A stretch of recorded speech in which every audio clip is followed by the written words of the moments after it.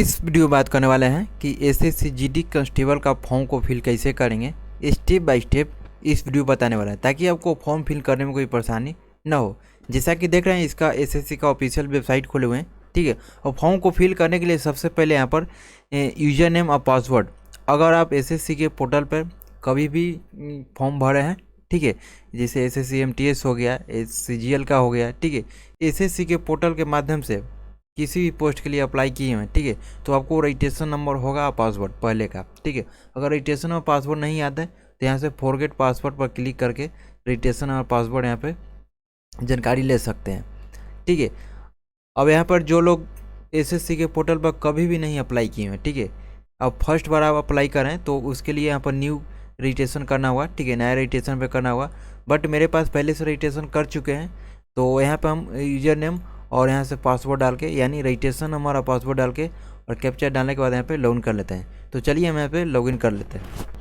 तो दोस्तों जैसे यहाँ पर देखिए लॉगिन कर लिए, जैसे ही लॉगिन कीजिएगा तो यहाँ पर देखिए आपको नाम यहाँ पर देखने को मिलेगा, ठीक है। और यहाँ पे नीचे आएंगे तो यहाँ पर देखिए कांस्टेबल जीडी एग्जामिनेशन 2024, इसका जो लास्ट डेट रखा गया है 31 दिसंबर तक रखा गया है, ठीक है। और पेमेंट करने का लास्ट डेट है 1 जनवरी 2024 तक रखा गया है, ठीक है।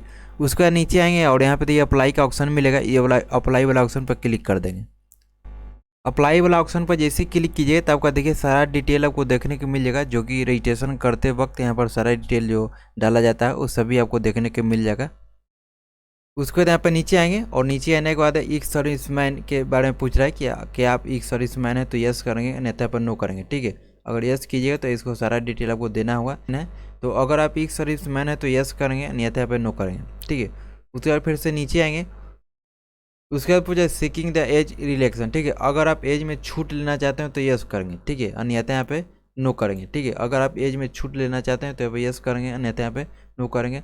उसके बाद नीचे आएंगे, नीचे आने के बाद यहाँ पर अगर आपके पास एनसीसी सर्टिफिकेट है, ठीक है, तो यहाँ पर यस करेंगे, अन्यथा यहाँ पर नो करेंगे, ठीक है। यहाँ पर यस कीजिएगा तो यहाँ पर आपको एनसीसी सर्टिफिकेट के बारे में एनसीसी ए सर्टिफिकेट है या एनसीसी बी सर्टिफिकेट है, एनसीसी सीट सर्टिफिकेट है, ठीक है, तो अपने अकॉर्डिंग जानकारी देना है, अगर है तो नहीं है तो यहाँ पे नो करेंगे, ठीक है।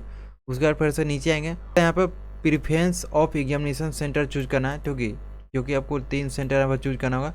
पहला आपको कहाँ देना चाहते हैं, जैसे पटना हो गया, मुजफ्फरपुर हो गया, बनारस हो गया, अपने अकॉर्डिंग चूज करेंगे। पहला यहाँ चूज कर लिए, दूसरा यहाँ पर चूज करेंगे, उसके बाद तीसरा यहाँ पर चूज कर लेंगे, ठीक है। तो आपको 3 एग्जाम सेंटर यहाँ पर चूज करना होगा, ठीक है। उसके बाद आपका medium of computer based examination, आप जो एग्जाम देना चाहते हैं किस लैंग्वेज में देना चाहते हैं, हिंदी हो गया, इंग्लिश हो गया, ठीक है, अपना अकॉर्डिंग यहाँ पर चूज कर लेंगे। उसके बाद फिर से नीचे आएंगे, वेरीफाई करेंगे, फिर से दोबारा चूज करेंगे।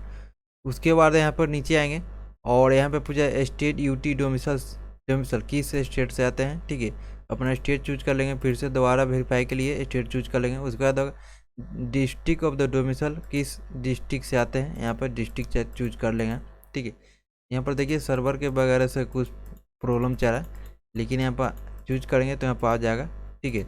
यहाँ पे अपना अकॉर्डिंग चूज कर लेंगे। से नीचे आएंगे और यहाँ पे पूछ रहा है कि हैव यू माइग्रेट, ठीक है, फ्रॉम द स्टेट, ठीक है, आप एक स्टेट से दूसरे स्टेट में माइग्रेट हुए हैं तो यहाँ पर यस करेंगे, अन्यथा यहाँ पर नो करेंगे, ठीक है।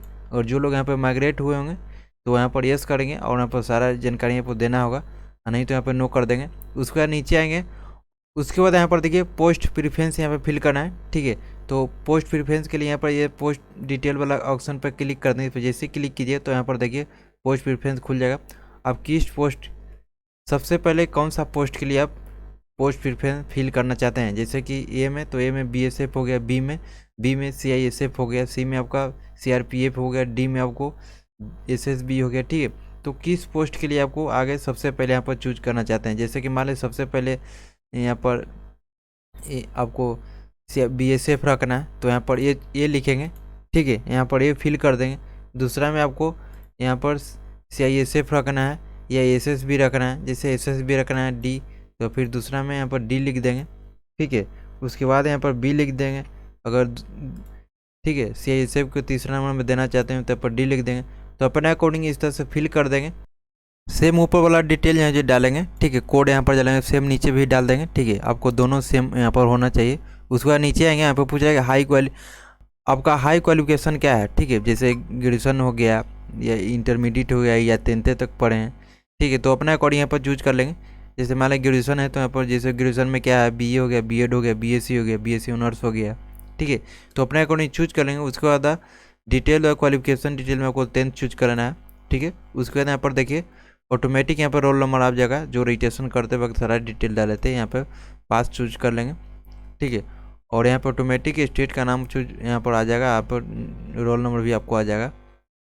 उसके बाद आपका परसेंटेज, आपका कितना परसेंटेज आया था मैट्रिक में वो भी आपको डालेंगे। जैसे 60% में तो परसेंटेज डालेंगे, सीजीपी में तो सीजीपी में डालेंगे, ठीक है। उसके बाद यहाँ पर पूछ रहा है कि do you want to personal information, यहाँ पर जॉब अपॉर्चुनिटी के लिए आप अगर पर्सनल इन्फॉर्मेशन शेयर करना चाहते हैं तो यहाँ पर यस करेंगे, नहीं यहाँ पे नो करेंगे। उसके बाद नीचे आएंगे और यहाँ पर देखिए फोटो सिग्नेचर आपको अपलोड करना है, ठीक है। आपका फोटो और सिग्नेचर यहाँ पर अपलोड करना है, जो कि 20 KB से लेकर 50 KB के बीच में होना चाहिए, तो यहाँ पर आपको अपलोड हो जाएगा, ठीक है। और यहाँ पर सिग्नेचर भी अपलोड करना है 10 KB से लेकर 20 KB के बीच में। अब यहाँ पर जो फोटो जो पूछ रहा है कि आपको जो फोटो होना चाहिए आफ्टर 24 अगस्त 2023, ठीक है, 24 अगस्त 2000 मानो कि बाद का होना चाहिए, ठीक है, इसको पहले का नहीं होना चाहिए, ठीक है।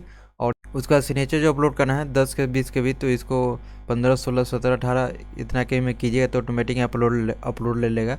उसके बाद आपका सिग्नेचर यहाँ पर फोटो अपलोड करना है 20 से 50 के में, तो ये आपका 35, 40, 45 कीजिएगा तो यहाँ पर फोटो आपको ऑटोमेटिक यहाँ पर अपलोड ले लेगा, ठीक है।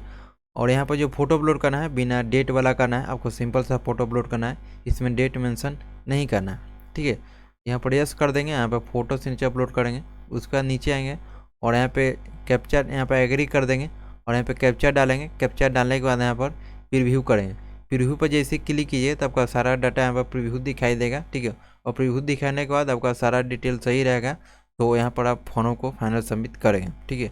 फॉर्म को फाइनल सबमिट जैसे कीजिएगा तो अगर आप ओबीसी या जनरल से आते हैं तो आपका यहाँ पर पेमेंट लगने वाला है, ठीक है। और जो भी कैंडिडेट SC ST या फीमेल कैंडिडेट है उनको यहाँ पर पेमेंट नहीं लगने वाला है, ठीक है। तो जैसा कि देखिए आप लोग को बता दें स्टेप बाय स्टेप आप किस तरह से फॉर्म को फिल करेंगे, ठीक है। और यहाँ पर देखिए अप्लीकेशन फॉर्म को फिल करने के बाद यहाँ पर और प्रिंट लेना एप्लीकेशन, तो आप प्रिंट वाला ऑप्शन पर क्लिक करके अपना आसानी से प्रिंट आउट ले सकते हैं। तो चलिए इस वीडियो में इतना ही और मिलते हैं फिर एक नंबर के साथ।